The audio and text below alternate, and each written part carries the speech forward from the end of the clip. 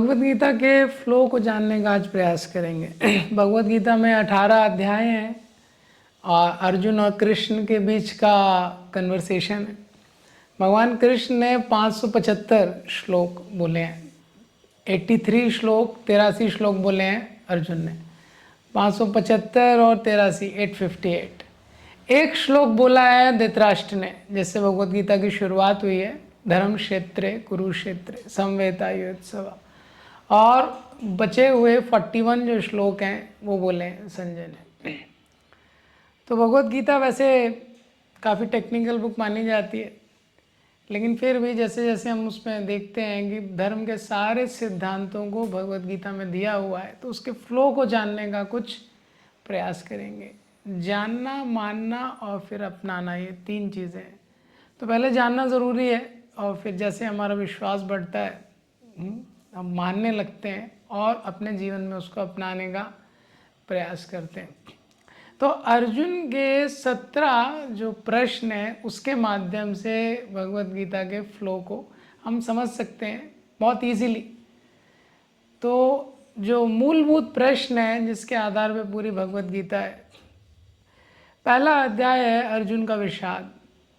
तो युद्ध भूमि के बीच में सेनयोर उभयोर मध्य रथम स्थापयामि च्युता, वो कृष्ण से प्रार्थना करते हैं कि आप मेरे रथ को दोनों सेनाओं के बीच में रख दीजिए।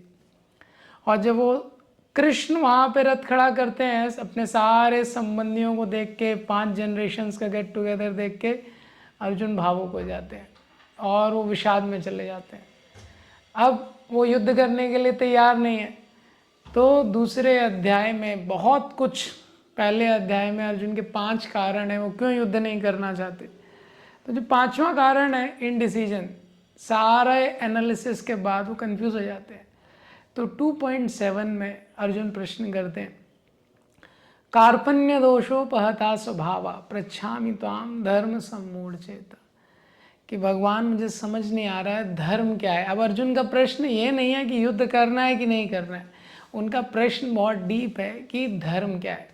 इसीलिए जो भगवत गीता का मैसेज है ये सबके लिए यूनिवर्सली एप्लीकेबल है, क्योंकि धर्म क्या है इस सिद्धांत को ये बताता है।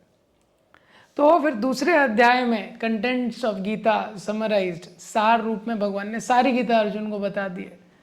तो दूसरे अध्याय में भगवान अर्जुन को पूरा सिद्धांत एक्सप्लेन करते हैं। तो दूसरे अध्याय में जब भगवान अर्जुन को बताते हैं निष्काम कर्म योग, बुद्धि योग, तो अर्जुन प्रश्न करते हैं स्थित प्रज्ञ के बारे में। 2.54 में स्थित प्रज्ञ से का भाषा समाधिस्तस्य केशव तथिम किम प्रभासेता किम आसीत व्रजेत किम, क्या आप जो स्थित प्रज्ञ की बात कर रहे हैं, क्या भाषा है उसकी, कैसे बैठता है, कैसे चलता है, उसके क्या लक्षण हैं बताइए। तो भगवान उसको पूरे विस्तार से बताते हैं कि कैसे जो स्थित प्रज्ञ व्यक्ति है शांत रहता है। 2.70 में भगवान बोलते हैं, आपूर्यमानम मचलम प्रतिष्ठम समुद्रमापा प्रविशन्ति यद्वत् तद्वत् कामाया प्रविशन्ति सर्वे स शांतिम आपनोति न कामक। तो शांति वर्ड को अर्जुन पकड़ लेते हैं। अब भगवान जो शांति के बारे में बोल रहे हैं वो अंदर की शांति है, अर्जुन जो शांति सोच रहे हैं बाहर की शांति। भगवान इंटरनल पीस की बात कर रहे हैं, अर्जुन एक्सटर्नल पीस को शांति सोच रहे हैं। तो तीसरे अध्याय की शुरुआत होती है कर्मयोग। उसी प्रश्न से अर्जुन भगवान से बोलते हैं, जायसी चेत कर्मणास्ते मत्ता बुद्धिर जनार्दना, हे जनार्दन अगर आपको लगता है कि ज्ञान श्रेष्ठ है, तत्किम कर्मणि घोरे, तो आप मुझे कर्म में क्यों नियोजसी केशवा नियोजित कर रहे हैं। व्यमिषेणे व वाक्य ना बुद्धि मोह यसी में, आप ये जो 2 बातें कर रहे हैं इससे मेरी जो बुद्धि है वो क्या है, कंफ्यूज हो जा रही है। तो मुझे क्या करना चाहिए क्या नहीं करना चाहिए, तदेकम वद निश्चित्या, एक चीज निश्चित करके बताइए।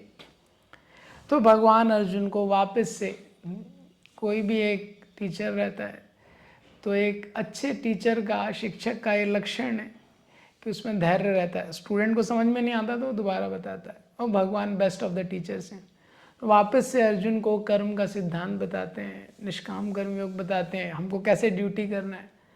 तो अर्जुन प्रश्न करते हैं, हमको पता रहता है कि हमको ड्यूटी करना है, कर्तव्य करना है, लेकिन फिर भी क्यों व्यक्ति अपने कर्तव्य में नहीं लग पाता है और क्यों गलत दिशा में चला जाता है। 3.36 प्रश्न करते हैं, अतकेन प्रयुक्तोयम पापम चरति पूरुषा अनिक्षन्न विवार्ष्णेया बलादिव नियोजिता।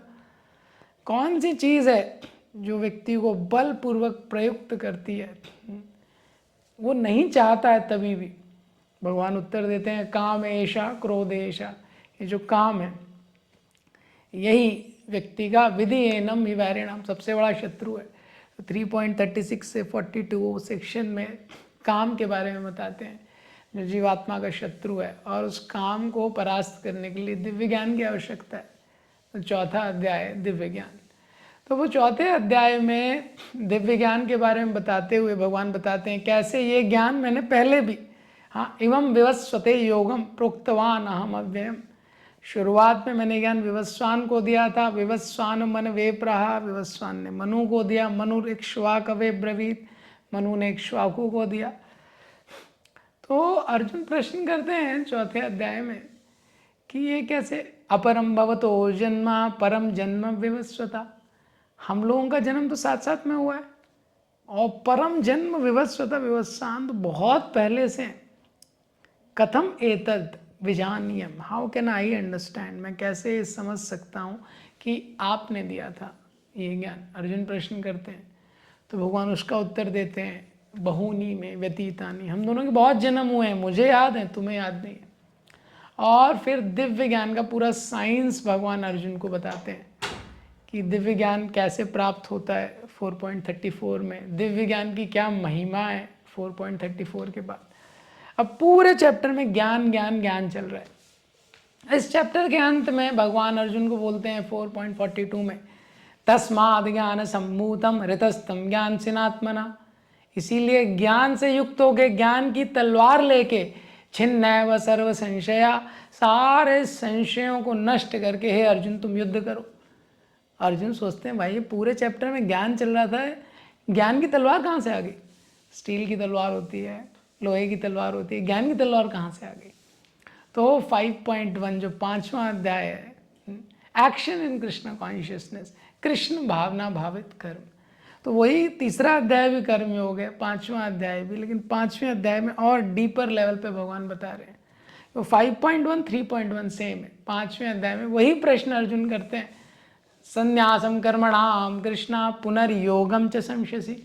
भगवान पहले आपने संन्यास के लिए बोला कि संन्यास अच्छा है, और वापस से आप मुझे अब युद्ध के लिए बोल रहे हैं। यत श्रेयम एतयोरेकम, श्रेयस्कर मेरे लिए क्या है एक चीज़, वो आप बताइए। तन्मे ब्रूहि सुनिश्चितम, सुनिश्चित करके बताइए।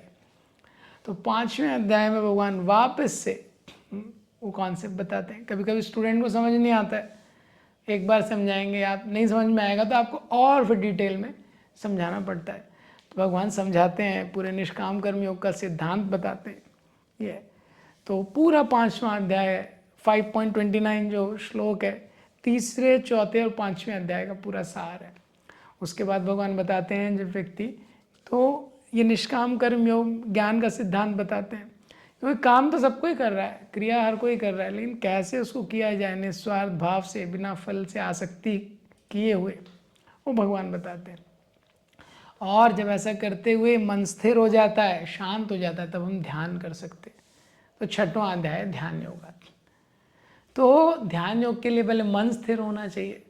तो 6वें अध्याय में बताया है, मने जो मन है कि मन की उद्धारेदात्मन आत्मानम नात्मानम अवसादयेत, मन को मित्र बनाओ और मन से अपना उद्धार करो, मन से अपना पतन मत करो। मन मित्र भी है, शत्रु भी है।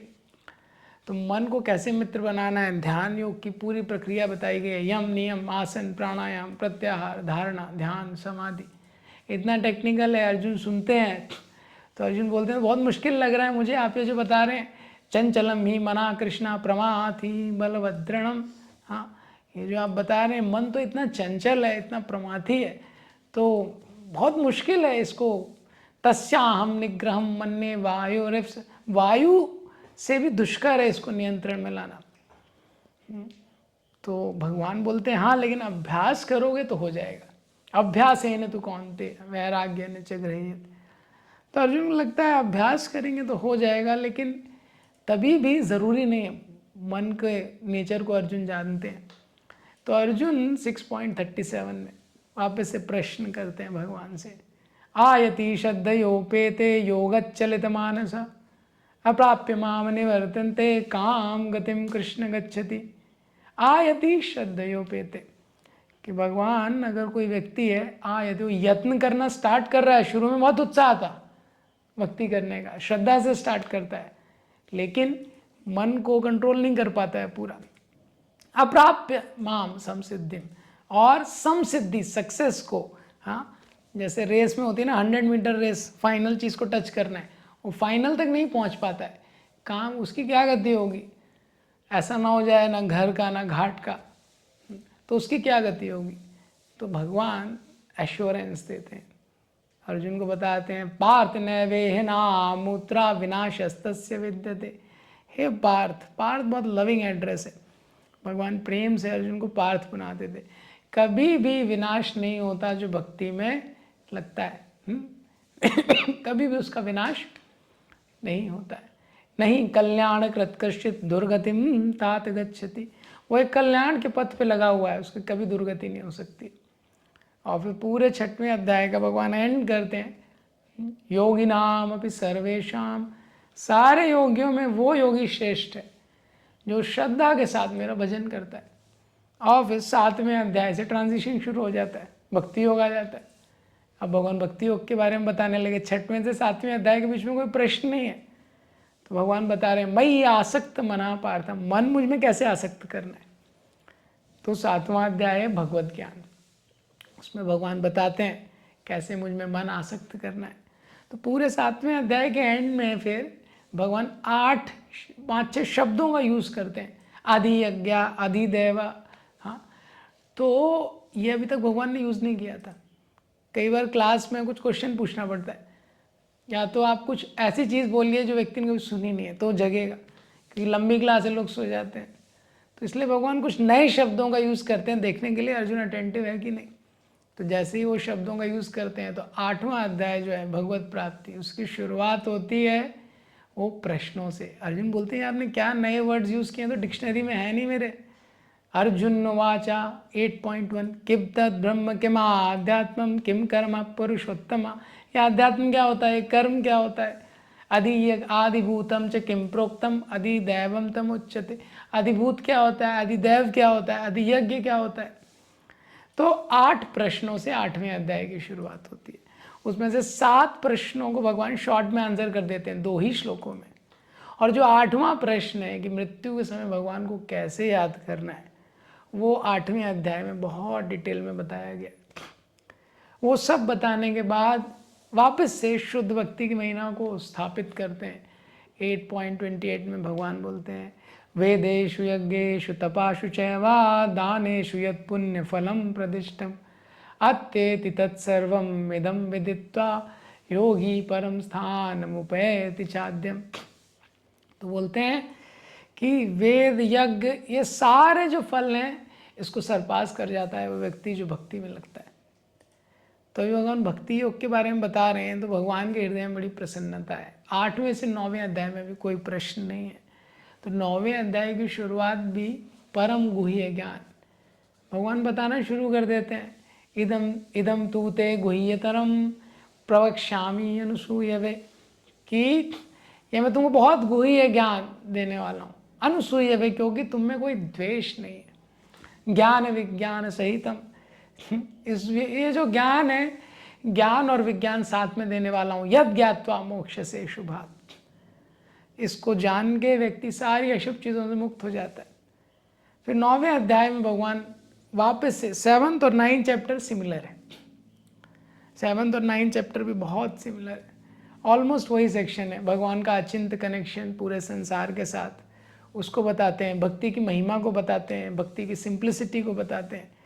9वें अध्याय का भगवान एंड करते हैं मन मना भव मद भक्तो मध्याजि माम नमस्कुरु, कि ये भगवत गीता के सार का सार है कि तुम अपना मन मुझ में लगाओ, मेरे भक्त बनो, हमेशा मन में मेरा चिंतन करो, मुझे वर्शिप करो, मुझे नमस्कार करो। तो फिर 10वां अध्याय शुरू होता है। 10वें अध्याय में फिर अर्जुन सोचते हैं कि भगवान बोल रहे हैं कि मेरे में मन लगाओ, तो अब मन कैसे लगाऊं मैं भगवान में, पता होना चाहिए। मन अगर भगवान में लगाना है तो कैसे भगवान में लगाना है। तो वो 10th अध्याय है विभूति योगा, जिसमें भगवान 80 उदाहरण देते हैं कि कैसे तुम मुझे संसार में देख सकते हो।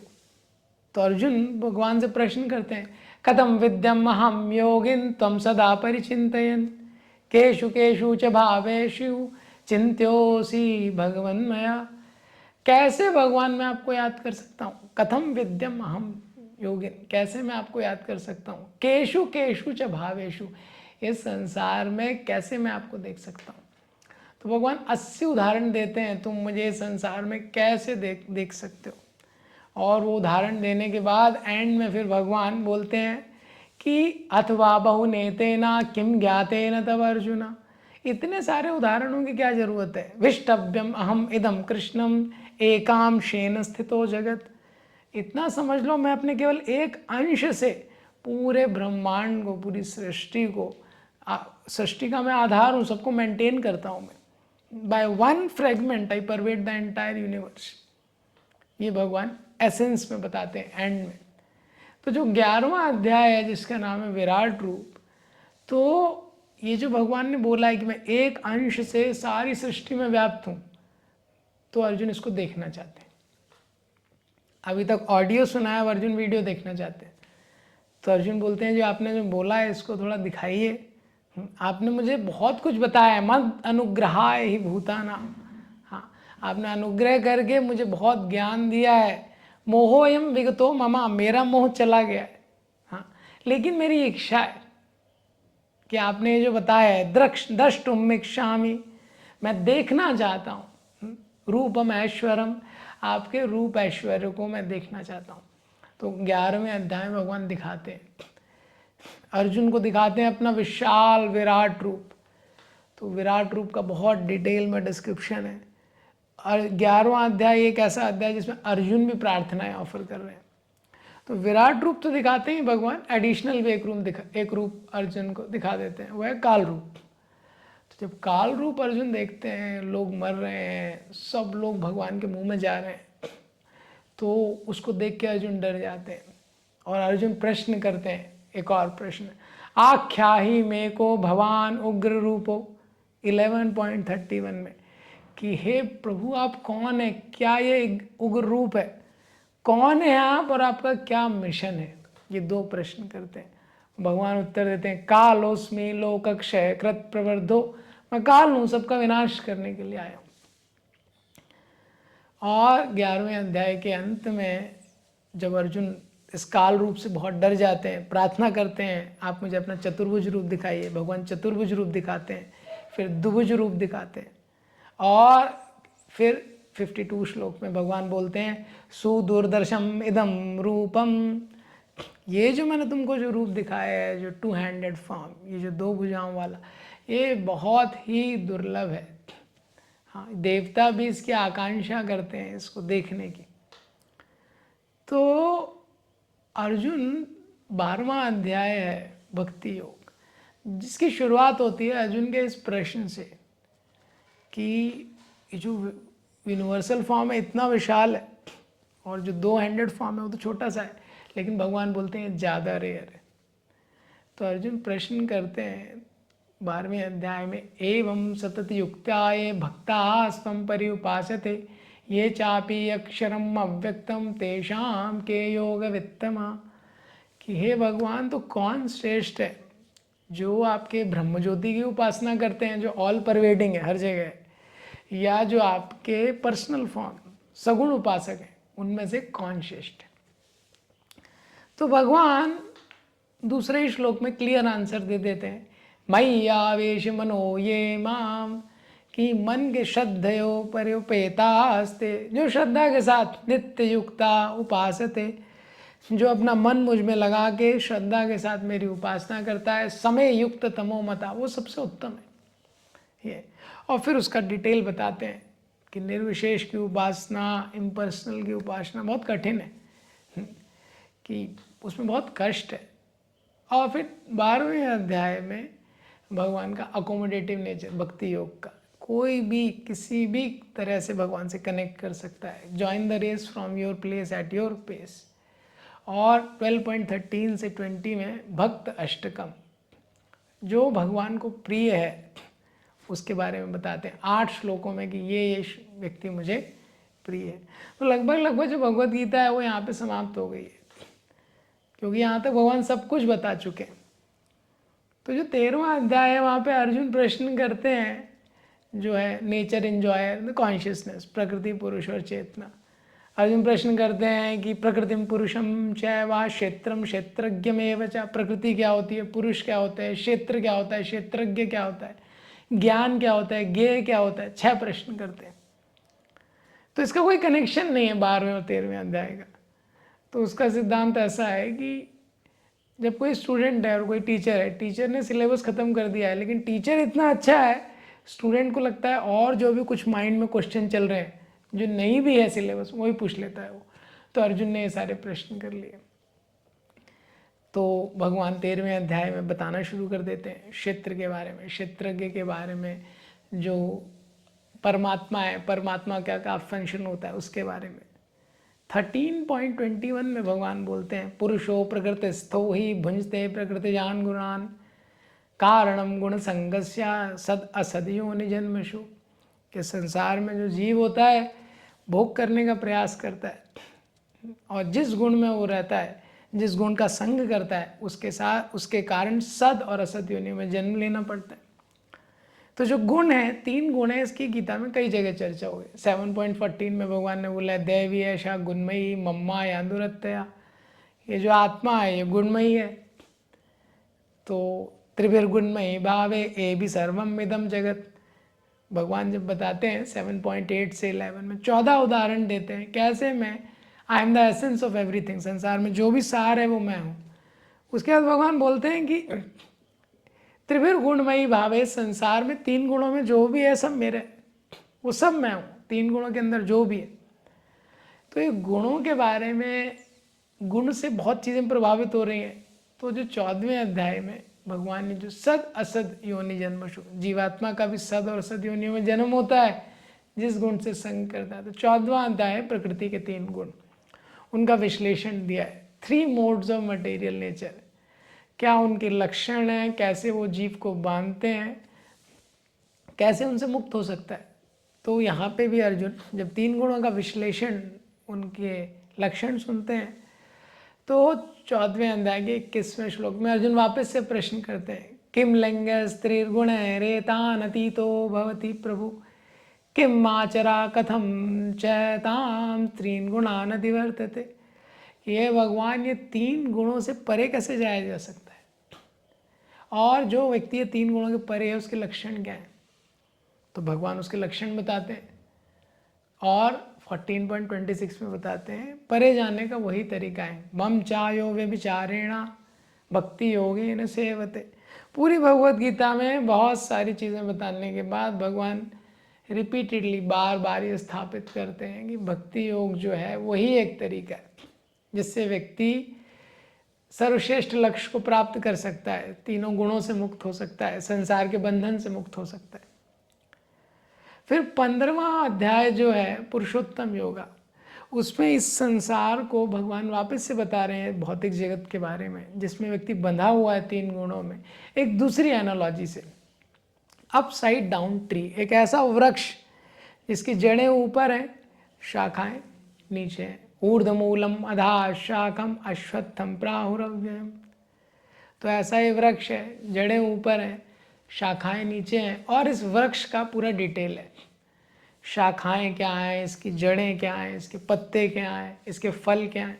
तो इस वृक्ष में 2 तरह के फल होते हैं। वो फल 16वें अध्याय में बताए हैं, दैवी और आसुरी संपदा, डिवाइन एंड डेमोनिक क्वालिटीज, वो 16वां अध्याय है। तो 3 ही श्लोक में दैवी गुणों के बारे में बताया है। उसके बाद बाकी अध्याय क्या है, आसुरी गुणों के बारे में। तो सार रूप में देवता मतलब दैवी गुण मतलब जो भगवान जो विश्वास करता है, शास्त्रों के सिद्धांत पे विश्वास करता है। असुर मतलब वो शास्त्र के सिद्धांत पे विश्वास नहीं करता। तो ये तो ब्लैक एंड वाइट हो गया, लेकिन ज़्यादातर जो ज़िंदगी है वो शेड्स ऑफ ग्रे में रहती है। तो जो 17वां अध्याय है उसमें अर्जुन प्रश्न करते हैं कि ये तो ठीक है आपने बताया, लेकिन अगर कोई व्यक्ति है यद शास्त्र विजिम उत्सृज्या वर्तते कामकारता, वो शास्त्र की विधि पर तो विश्वास नहीं करता है, लेकिन कहीं उसका विश्वास है, मतलब वो ऐसा नहीं है कि विश्वास नहीं करता है और वो शास्त्र पे भी विश्वास नहीं करता, उसका विश्वास है लेकिन शास्त्र की जगह कहीं और है। तो वो किस में आएगा? सतोगुण में आएगा, रजोगुण में आएगा, तमोगुण में आएगा, जो बीच वाले लोग हैं। तो 17वां अध्याय श्रद्धा के विभाग, जिसमें डिटेल में बताया गया है हर चीज़ जो 3 गुणों में रहती है। काम व्यक्ति 3 गुणों में करता है, कर्ता 3 गुणों में रहता है, ये सब 17वें अध्याय में बताया। ये सब बताने के बाद जो 18वां अध्याय है उपसंहार, उसमें अर्जुन प्रश्न करते हैं संन्यास के बारे में कि संन्यासस्य महाबाहो तत्त्वम इच्छामि वेदितुम, मैं संन्यास के तत्व के बारे में जानना चाहता हूँ, त्याग के बारे में जानना चाहता हूँ। तो 18वें अध्याय में वापस से उपसंहार है, भगवान एसेंस रूप में सब कुछ बताते हैं। तो 2 से लेके 49 श्लोक तक कर्मयोग के बारे में बताया है, 49 से 53 तक ज्ञान योग के बारे में बताया है, और 54 से 72 तक भक्ति योग के बारे में बताया है। तो वापस से भगवान ने पूरा गीता का यहाँ पे रिवीजन कराया। तो इस प्रकार से अर्जुन ने 17 प्रश्नों के द्वारा 18 अध्याय में पूरा गीता का ज्ञान हम देखते हैं। हरे कृष्ण।